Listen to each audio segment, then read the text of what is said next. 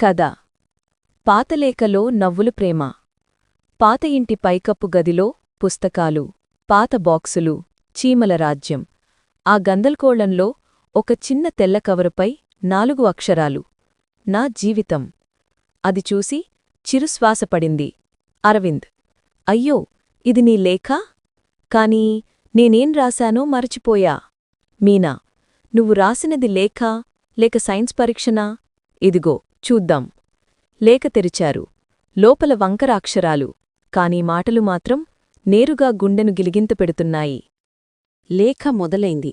మీనా, నిన్ను మొదటిసారి చూసినప్పుడు నా గుండె టపాటపా కాదు, టక్కని ఒకేసారి పడిపోయింది. అది ప్రేమ లేక నువ్వు వేసుకున్న పరిమళం శాఖ ఇంకా అర్థం కాలేదు.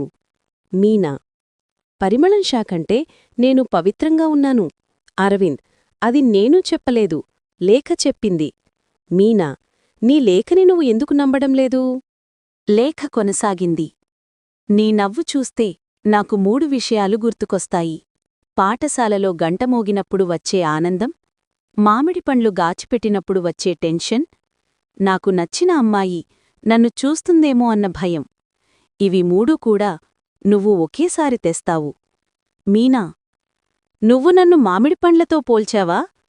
అరవింద్: పోల్చాను. ఎందుకంటే 2 కూడా తీపి.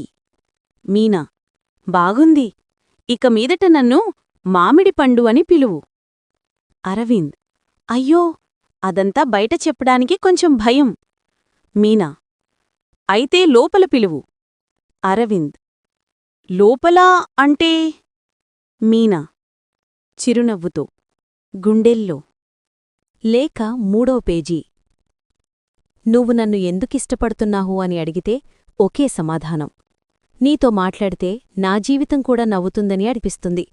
నీ పక్కన నడిస్తే గాలి కూడా జారిపోతూ మెల్లిగా నవ్వుతుంది. నీ పేలు వినగానే మనసు ఒక చిన్న పిల్లాడిగా తలుపు తెరిచి బయటికి పరుగెత్తుతుంది. మీనా: పిల్లాడిలా పరుగుతీయడం ముందా? అంత ప్రేమించావా నన్ను? అరవింద్: అప్పుడు ప్రేమించాను, ఇప్పుడింకా ఎక్కువ. లేఖ చివరి లైన్: నీకోసం రాసి ఈ లేఖకి ఇంకో చిన్న కోరిక ఉంది. ఒకరోజు ఈ లేఖను ఇద్దరం కూర్చుని కలిసి చదువుకుందాం. అప్పుడు నువ్వు నవ్వితే నా జీవితం మొత్తం పుష్పించే పూలా మారిపోతుంది. మీనా లేఖను మూసి అరవింద్ వైపు చూసింది. మీనా: చూశావా, నీ పాతాక్షరాలు కూడా నామీద ప్రెవ పడుతున్నాయి. అరవింద్: అవి పడ్లేదు, పడిపోయాయి. మీనా: పడిలేవనివ్వకపోవడానికి నేనిక్కడేనన్నమాట?